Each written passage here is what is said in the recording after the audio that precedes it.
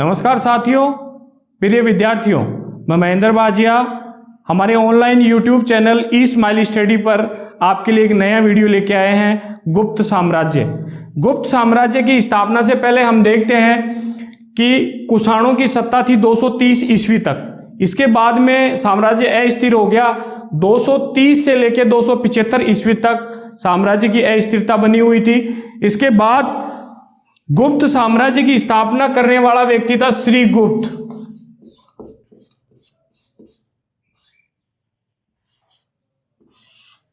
और श्रीगुप्त ने साम्राज्य 275 ईस्वी से 300 ईस्वी तक चलाया। श्रीगुप्त के बाद आते हैं घटोत्कच। ये प्रमुख शासक नहीं थे, लेकिन इनके बारे में थोड़ा बहुत जानना जरूरी है। घटोत्कच का शासन था वो था 300 ईस्वी से 319-20। कई किताबों में ये 320 भी मिलता है, 319 भी। तो आपको ध्यान में रखना है कि श्रीगुप्त के बाद शासक हुए घटोत्कच, और घटोत्कच ने एक उपाधि धारण की, उसको कहते हैं महाराज की उपाधि। महाराज की उपाधि। गुप्त साम्राज्य में सबसे पहले महाराज की उपाधि धारण करने वाले शासक थे घटोत्कच। घटोत्कच के बाद उनका बेटा शासक होता है चंद्रगुप्त प्रथम। चंद्रगुप्त प्रथम का शासनकाल था 320 ईस्वी से 335 ईस्वी तक। चंद्रगुप्त प्रथम पहला शासक था जिसने महाराजा धीराज की उपाधि प्राप्त की थी। तो ये प्रश्न कई बार एग्जाम में आता है कि महाराजा धीराज की उपाधि धारण करने वाला पहला गुप्त शासक कौन था, तो आपको बताना है चंद्रगुप्त प्रथम। चंद्रगुप्त प्रथम ने लिच्छवी राजकुमारी कुमार देवी के साथ वैवाहिक संबंध किए। और सबसे इंपॉर्टेंट एक पर्सन जो कॉम्पिटिटिव एग्जाम में भी आता है, बोर्ड की परीक्षाओं में भी आता है, वो है कि गुप्त संवत का प्रारंभ चंद्रगुप्त प्रथम ने कब किया, तो आपको बताना है 319 ईस्वी में। 319 ईस्वी में चंद्रगुप्त प्रथम ने गुप्त संवत चलाया था। इसके बाद चंद्रगुप्त प्रथम का बेटा समुद्रगुप्त शासक बनता है। और समुद्रगुप्त के बारे में कहा जाता है कि गुप्त साम्राज्य के अंदर सबसे शक्तिशाली और सबसे प्रतापी शासक समुद्रगुप्त को माना जाता है। और समुद्रगुप्त का शासन था 335 से 380 ईस्वी तक। समुद्रगुप्त को भारतीय नेपोलियन कहा जाता है। फ्रांस के शासक नेपोलियन की तरह समुद्रगुप्त ने भी अपने साम्राज्य का बहुत लंबा चौड़ा विस्तार किया। और समुद्रगुप्त की विजयों के बारे में हमारे को जानकारी प्राप्त होती है इसके दरबारी कवि हरिसेन की इलाहाबाद प्रशस्ति अभिलेख से। विजित क्षेत्रों को समुद्रगुप्त ने 5 भागों में बांटा था। समुद्रगुप्त के जो विजित क्षेत्र थे इनको इन्होंने 5 भागों में बांटा। और वो 5 भाग कौन कौन से थे, इसको आप ध्यान से देखेंगे। गंगा यमुना का दोआब क्षेत्र पहला, दूसरा पूर्वी हिमालय, तीसरा पूर्वी विंध्य आठवीं क्षेत्र, चौथा दक्षिण और दक्कन का भारत, और 5वां था शक और कुषाणों का जीता हुआ राज्य। इस प्रकार से समुद्रगुप्त ने अपने विजित क्षेत्र को 5 भागों में बांटा। सबसे शक्तिशाली नौसेना समुद्रगुप्त की हुआ करती थी। इसके बाद समुद्रगुप्त ने अपनी विजयों के उपलक्ष्य में अश्वमेध यज्ञ भी करवाए और अपने सिक्कों पर अश्वमेध पराक्रम लिखवाया। समुद्रगुप्त को कविराज की उपाधि इसलिए दी जाती है क्योंकि ये बहुत अच्छे कवि होने के साथ ललित कलाओं में बहुत निपुण थे। और एक सिक्के पर तो समुद्रगुप्त का वीणा बजाते हुए दिखाया गया है।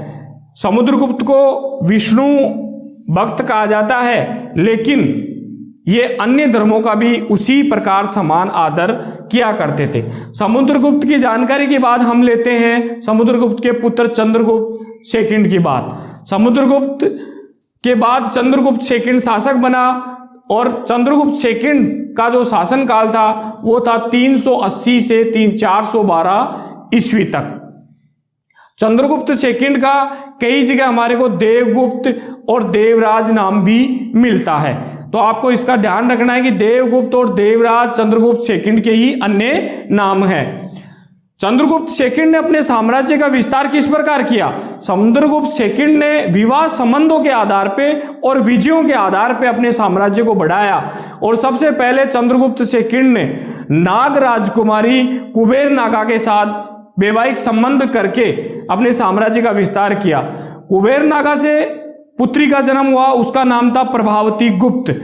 और प्रभावती गुप्त का भी उसने वाकाटक नरेश रुद्रसेन सेकंड के साथ विवाह करके, और वाकाटक नरेश रुद्रसेन सेकंड की मृत्यु के बाद प्रभावती गुप्त ने अपने अवयस्क बालक को गद्दी पर बिठा के अपने हाथ में सत्ता ले ली। और उसके बाद ये जो साम्राज्य था चंद्रगुप्त सेकंड को प्राप्त हुआ। चंद्रगुप्त सेकंड के काल में इन्होंने पश्चिमी मालवा और गुजरात विजय प्राप्त की। चंद्रगुप्त सेकंड ने उज्जैन को अपनी द्वितीय राजधानी बनाया गया। और चंद्रगुप्त सेकंड की सबसे महत्वपूर्ण जो विजय थी वो थी शक विजय। और शक विजय के बाद चंद्रगुप्त सेकंड ने विक्रमादित्य की उपाधि धारण की। कई बार परीक्षाओं में कंपटीशन एग्जाम में भी ये प्रश्न आता है, तो आपको विशेष रूप से ध्यान रखना है।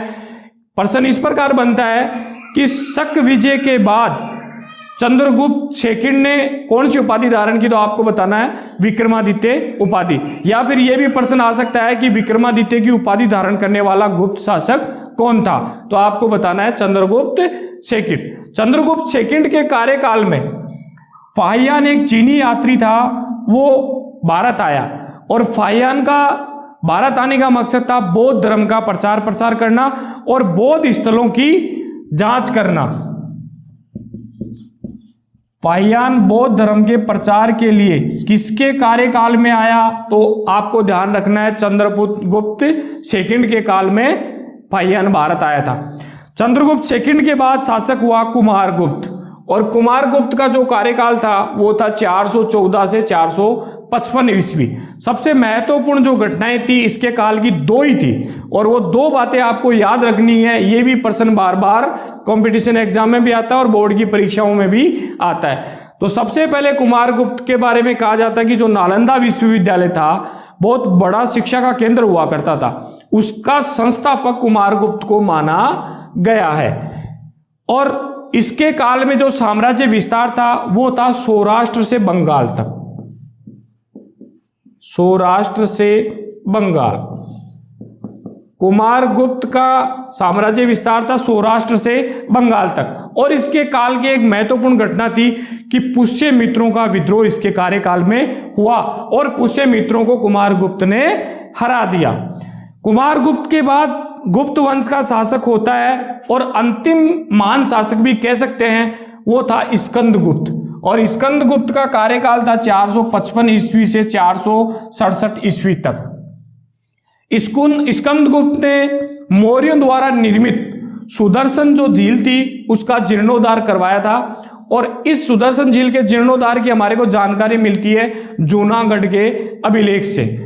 स्कंदगुप्त के कार्यकाल की दूसरी जो प्रमुख घटना थी वो थी हूणों का आक्रमण। तो ये प्रमुख घटनाएं हो गई। और हमारे गुप्त साम्राज्य के जो मुख्य शासक थे, प्रतापी शासक थे, इनके बारे में हमने जानकारी प्राप्त की। अब जो गुप्त साम्राज्य के अन्य शासक हुए जिनमें पुरुगुप्त था, पुरुगुप्त का शासनकाल था 468-469, यानी एक साल इसने कार्य किया। उसके बाद आता है बुद्धगुप्त 477 से 500 ईस्वी तक। अब 500 ईस्वी के बाद गुप्त साम्राज्य का पतन प्रारंभ हो गया। और यह पतन प्रारंभ इसलिए हो गया कि गुप्त साम्राज्य के अयोग्य शासक होने की वजह से। और गुप्त साम्राज्य का पतन शुरू हुआ 500 से 570 ईस्वी तक। 570 ईस्वी के अंदर लास्ट अंतिम जो शासक था वो था विष्णुगुप्त। इससे पहले नरसिंहगुप्त और कुमारगुप्त थर्ड हुए, लेकिन ये भी अयोग्य शासक थे।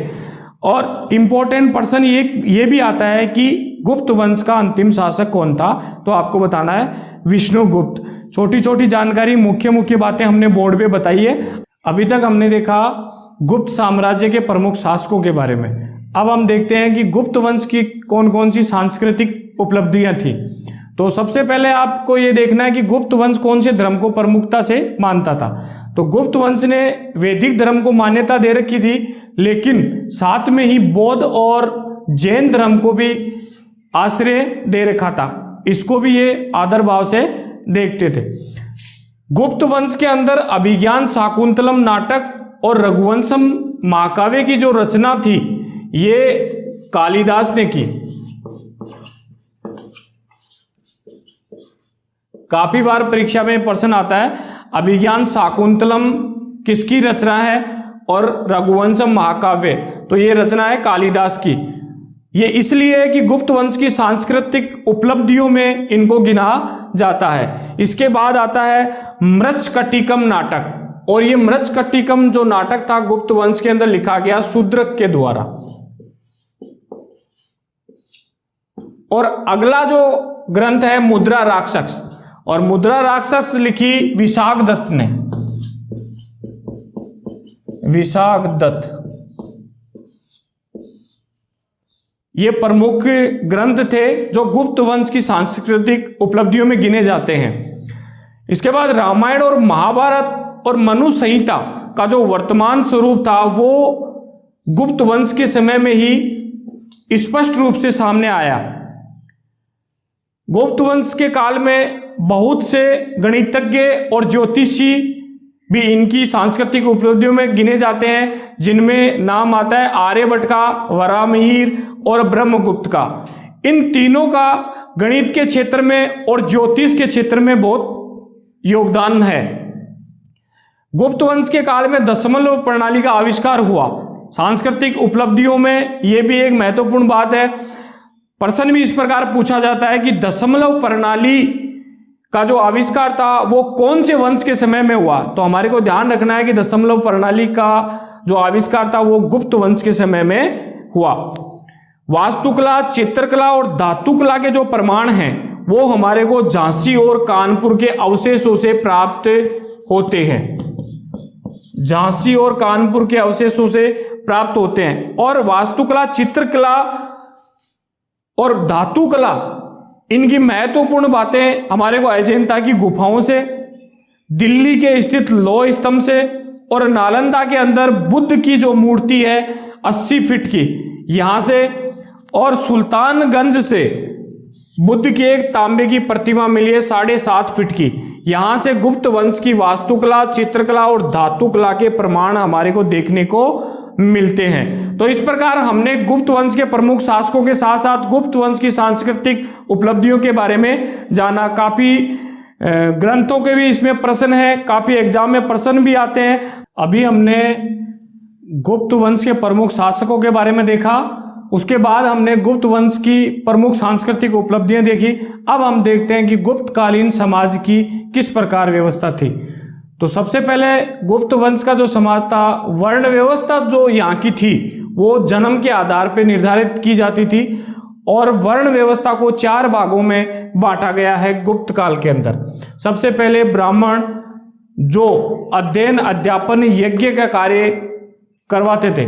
उसके बाद क्षत्रिय जो राष्ट्र की रक्षा के लिए वर्ण था। तीसरा है वैश्य जो गुप्त काल के अंदर व्यापार और व्यवसाय का कार्य देखते थे। और चौथा जो वर्ण था वो था शूद्र। ये शूद्र इन तीनों की सेवा करने वाला वर्ग जाना जाता है। तो इस प्रकार से गुप्त काल के अंदर वर्ण व्यवस्था को 4 भागों में बांटा गया है, ब्राह्मण, क्षत्रिय, वैश्य और शूद्र। इसी प्रकार हम देखते हैं कि गुप्त काल के अंदर स्त्रियों का महत्वपूर्ण स्थान था, स्त्रियों का सम्मानजनक स्थान था। स्त्री शिक्षा का प्रचलन गुप्त काल के अंदर शुरू हो गया था। प्रथा प्रथा इसमें नहीं थी। गुप्त काल के अंदर 8 प्रकार के विवाह का प्रचलन था। अब 8 प्रकार में हम देखते हैं कि सबसे पहले ब्रह्म विवाह, दूसरा देव विवाह, तीसरा आर्ष विवाह, चौथा आता है प्रजापात्य विवाह, प्रजापात्य विवाह, 5वां असुर विवाह,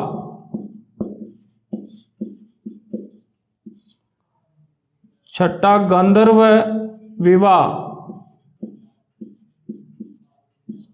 सातवां राक्षस विवाह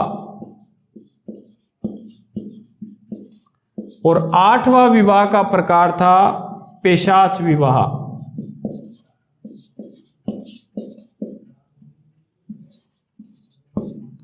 इस प्रकार से गुप्त काल के अंदर 8 प्रकार के विवाह प्रचलित थे। स्वयंवर की प्रथा गुप्त काल के अंदर विद्यमान थी।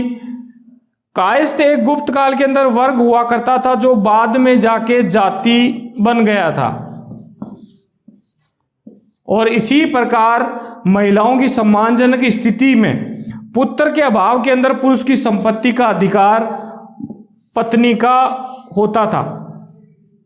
तो ये हमारा गुप्त साम्राज्य का टॉपिक कंप्लीट होता है। गुप्त साम्राज्य के अंदर हमने ये 3 चीजें महत्वपूर्ण देखी कि गुप्त साम्राज्य की स्थापना कैसे हुई, उसके शासक कौन कौन हुए, सांस्कृतिक उपलब्धियां और गुप्तकालीन समाज। धन्यवाद।